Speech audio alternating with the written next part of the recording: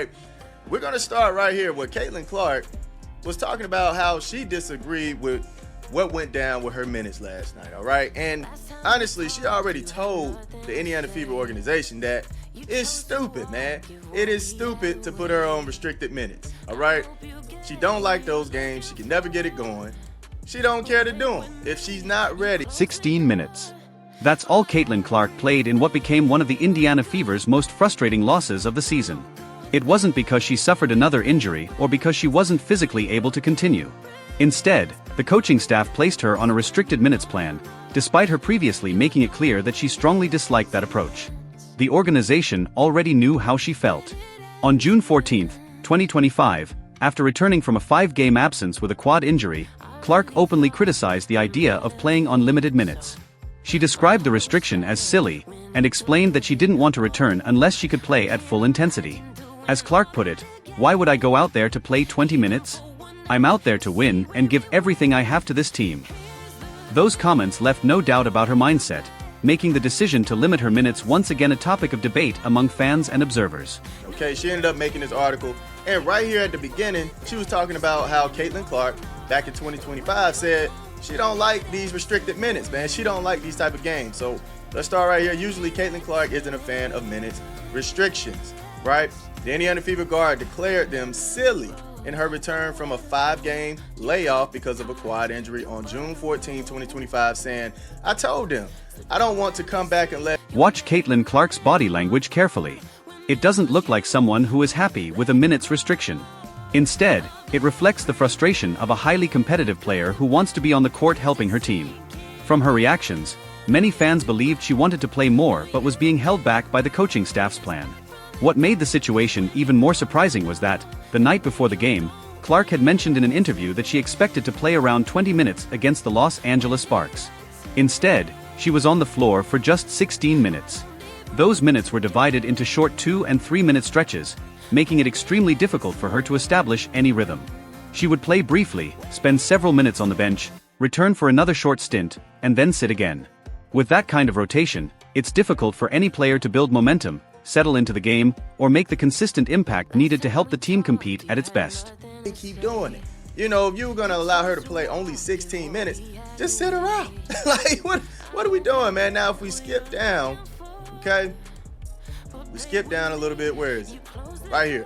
Clark could never truly get into a rhythm because of those seemingly constant subs. She made sure her body stayed warm the entire time, using the exercise bike in her periods off the court and wearing a heat therapy pad on her back. But with the amount of time she spent off the court, she couldn't ever get a true feel on. Now let's look at why many people questioned this strategy from a basketball standpoint. In the same game, Kelsey Mitchell struggled during the first half, shooting just 3-4-10 from the field and 1-for-4 from three-point range. Despite the slow start, the coaching staff kept her on the court and trusted her to play through those struggles instead of limiting her minutes. That decision paid off in the second half. Mitchell found her rhythm, finished the game with 33 minutes and 29 points, shot 9-4-18 from the field, 5-4-9 from beyond the arc, and made every free throw she attempted. Her second half shooting, especially her step-back three-pointers, showed the confidence she gained after staying in the game. It's a reminder that experienced high-level players often need time on the court to settle in, build momentum, and eventually make the impact their teams rely on. Fire. But look what happened, man. Look at what happened, right? Let's look at Kelsey Mitchell. She finished with 33 minutes, which that's a solid spot. That's a solid spot for a player to play.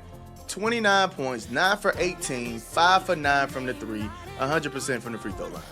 That's why it's important to allow these players to play, man. Get a feel for the game. This is what Caitlin Clark is talking about. You might start off slow, but then as the second half come in, you get a good feel. Now you're ready to drop bombs, which Kelsey Mitchell was doing. The step back, wing shots from the three, she was knocking them down. I don't even know why we ran away from that, honestly. It's a lot. Caitlin Clark never had the chance to find that same rhythm, and after the game she openly spoke about how difficult the rotation was.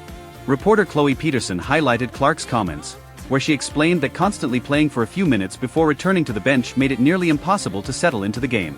Clark said it was difficult to get into a flow when she was playing 3-minute stretches, sitting for several minutes, and then returning for another short stint. She added that while she got some good looks, she never really developed the feel for the game that she normally has. According to Clark, that type of rotation made it extremely challenging to perform at her best. Although she didn't directly criticize the coaching staff, her comments made it clear that she was unhappy with the minutes restriction and the way it was managed. Throughout the game, many viewers also noticed visible frustration on the sideline, adding to the discussion about whether the approach helped or hurt the team's performance. In the game, but this one I saw on the internet. There's 2 moments where Caitlin was trying to get in, and Stephanie White was saying, no, 2 minutes, go sit back down or whatnot, right? So she got the thumbs up from somebody, right? Y'all saw that. She put a thumbs up. She put a thumb up, now she's coming over. But then you're gonna see Stephanie White say, no, we're doing 2 minutes. Watch.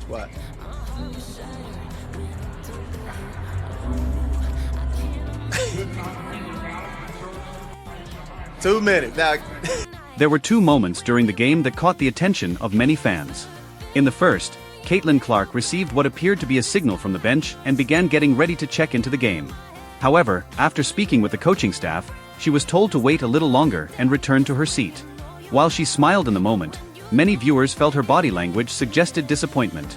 The second moment came when Clark was once again standing near the bench, seemingly prepared to enter the game. After a brief conversation with head coach Stephanie White, she turned around and sat back down instead. These moments fueled further discussion among fans, who believed Clark wanted to be on the court much sooner than she was allowed. Throughout the game, Clark stayed physically ready by using an exercise bike during breaks on the bench and wearing a heat therapy pad to keep her muscles warm. She appeared prepared to return at any moment, reinforcing the impression that she was eager to play and contribute whenever given the opportunity. even when Dantas was throwing those terrible backdoor passes, man, and getting turnovers. They actually gave one of those turnovers to Caitlin Clark, by the way. So Caitlin really only had 3 turnovers, but she has 4 in the stat sheet, which is crazy work. And that happens a lot, too. This league, man, this league is ridiculous. So right here, you're going to see Dantas get the ball. And then Caitlin, she's going to come around. But Dantas was trying to throw this pass all night. She was trying to throw this pass a bunch of times. And I'm like, dog, somebody get Dantas out of here. From start to finish, this was a difficult game for the Indiana Fever. It wasn't a close contest where every decision could be debated. It was a one-sided performance in which the team struggled on both ends of the floor. The Fever had trouble in transition defense, couldn't consistently get stops in the half-court, and allowed easy scoring opportunities in the paint. Offensively, their shooting never found a rhythm, making it even harder to stay competitive. Several possessions summed up the team's struggles. On one fast break, the Fever had a clear numbers advantage, but multiple close-range scoring attempts failed to fall. Later, another transition opportunity also ended without a quality shot, despite having the advantage.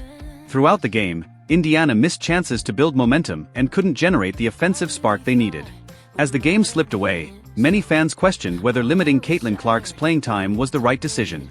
With the team's offense struggling and the deficit continuing to grow, the discussion centered on whether giving their star guard more minutes could have changed the flow of the game.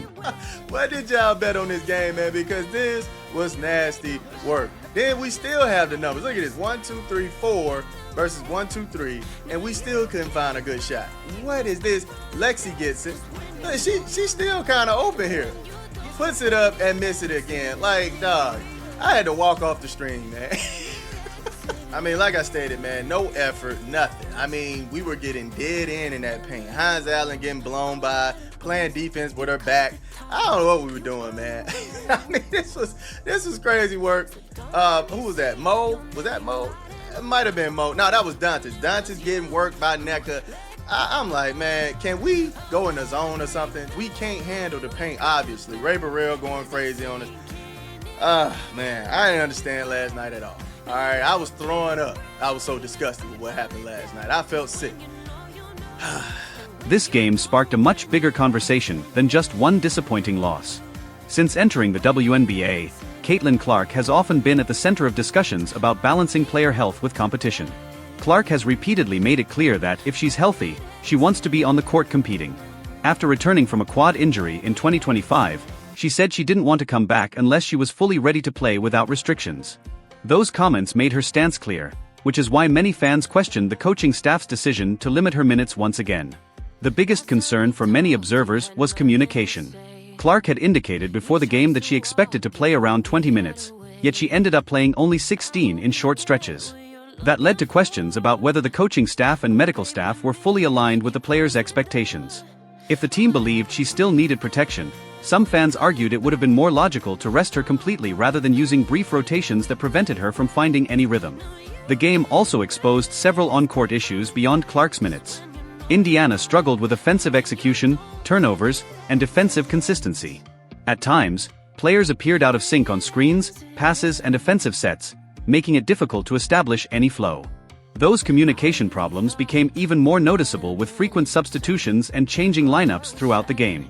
Afterward, Clark said the biggest positive was that her body felt good physically, which only added to the debate surrounding the minutes restriction. Fans questioned whether a player who felt healthy before, during, and after the game should have been allowed to play a larger role. Others pointed out that the coaching staff may have had medical information that wasn't publicly available, making the decision more complicated than it appeared from the outside. The reaction from fans was immediate, with many criticizing the coaching decisions and wondering if the team had been too cautious. Looking ahead, many believe the Fever will need to find a clearer approach. If Clark is healthy enough to play, they'll have to decide whether to trust her with extended minutes or rest her completely when necessary. Either way, finding better communication and consistency could become an important part of the team's success as the season continues.